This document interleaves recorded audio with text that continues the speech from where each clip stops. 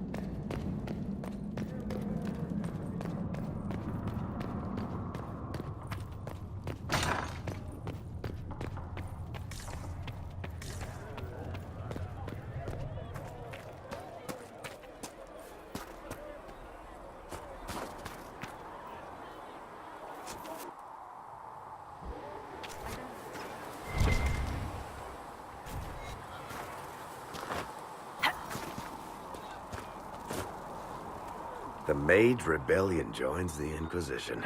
I've got to admit that's a twist I didn't see coming. One thing you saw in the future worries me. I mean, it was all bad. But red lyrium and Ferelden, infecting people and growing out of them, that's bad. Finding more of it really punches a hole in my red lyrium at the temple was a coincidence theory. How long does it take for red lyrium to grow? How fast can it spread? It took years to infect people in Kirkwall, but no one there was actually ingesting the stuff. This Elder One managed to take the worst thing I can think of and make it worse. That's an accomplishment. We can't leave a single piece of that lyrium out in the wild. I'm with you on that. I've got people trying to find out where the red stuff came from. I think maybe we should make that a priority. But that's enough doom and gloom. You just won a big victory for the Inquisition. What are you going to do to celebrate? I was planning to put my feet up, maybe grab a nap. You? Whatever I do, it'll be as far from Cassandra as I can get. Things should be calm around here for at least the next hour. Take a moment to enjoy it. If the world's about to end, I'm sure the Seeker will let us know.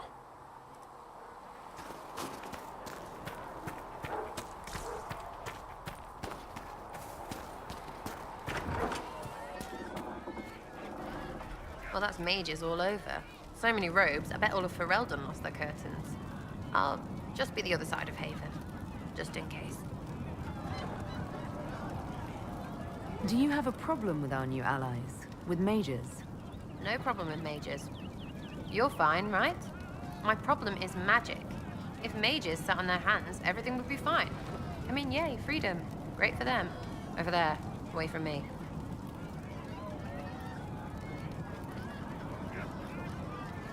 I'll be back if I need you.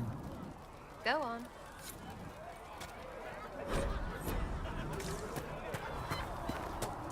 Listen, I'm not saying that the Chantry doesn't do good work, but there's more to life than singing.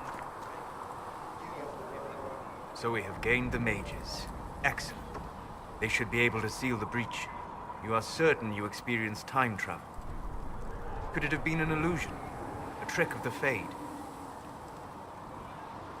I've been to the Fade before. I'd know it. Point taken. What an amazing gift. It is vital the Inquisition succeed to avoid the future you witnessed.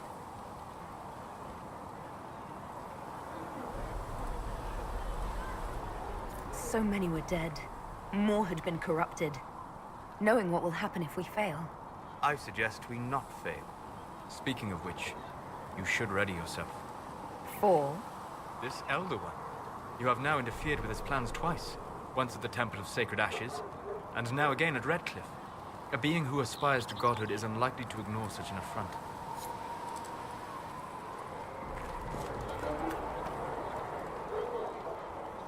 The Inquisition supports free mages. What's next? Elves running Hallam Sharal? Cows milking farmers? Give me time. I'm sure I'll surprise you. I suspect that's untrue. Unless you strip yourself naked and allow the Chantry to flog you into repentance. Now, that would surprise me. I do wonder if you've considered what this support of yours will do. For mages in general, I mean. The Inquisition is seen as an authority. You've given Southern mages license to, well, be like mages back home.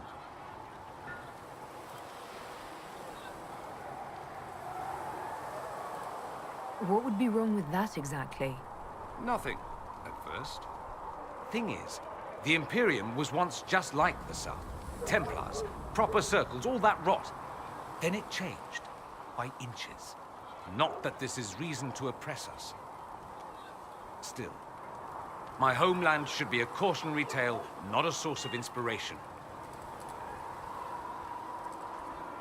I'd like to ask you about Tevinter. Ah, yes. Everyone outside the Imperium always seems quite fascinated by it. Probably why they come up with so many ridiculous tales. Flying cows over Minrathous. That's madness. All right, that one's actually true, but the cows didn't have wings. I digress. Anything in particular you wanted to know? Just how often is blood magic used there? Oh, not at all. Not at all. That's what any Magister would tell you. They'd be convincingly offended by the notion, too. Of course, what people call blood magic here, and what we consider blood magic, are two different things. What's considered actual blood magic in Tevinter? Blood magic isn't inherently dangerous. Using your own blood or that of a willing participant, what's the harm? The problem is that what's permitted only gets you so much power. And what if you need more? You always need more. That's where we get into sacrifices and demon summoning. None of that is done. Not officially. Behind closed doors, it's a different story. Real blood magic can give you an edge, a leg up against your opponents. It's safe to assume that any mage of rank does it. The rest are quietly shut out of power, to put it bluntly. You'd think the Templars would object. I imagine they did, long ago. Once, their investigations might have been sincere. Then their balls were cut off. Too inconvenient. Nowadays, only the friendless are accused. And most of them probably innocent. There must be some mages who oppose this. Of course. I do. And I'm not entirely alone. Occasionally, there'll be a Magister who makes noise. And then the reform talk begins. All very patriotic. Meanwhile, that Magister will be quietly shunned. Chances are, surprise, it's learned he was a Maleficar all along. Most learn to keep quiet. Me? I enjoy the allure of pariahhood. Anyone who talks about the Imperium mentions slavery. It's the center of the slave trade. Ah. That is true. And did you have slaves? Not personally, but my family does and treats them well. Honestly, I never thought much about it until I came south. Back home, it's how it is. Slaves are everywhere. You don't question it. I'm not even certain many slaves do.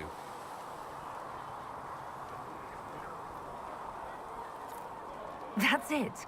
You don't question it. In the south, you have alienages, slums, both human and elven. The desperate have no way out. Back home, a poor man can sell himself. As a slave, he could have a position of respect, comfort, and could even support a family. Some slaves are treated poorly, it's true. But do you honestly think inescapable poverty is better?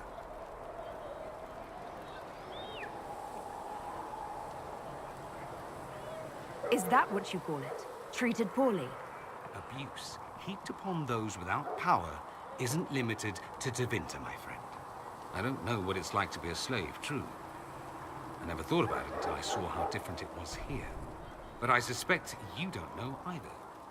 Nor should you believe that every tale of Tevinter excess is the norm.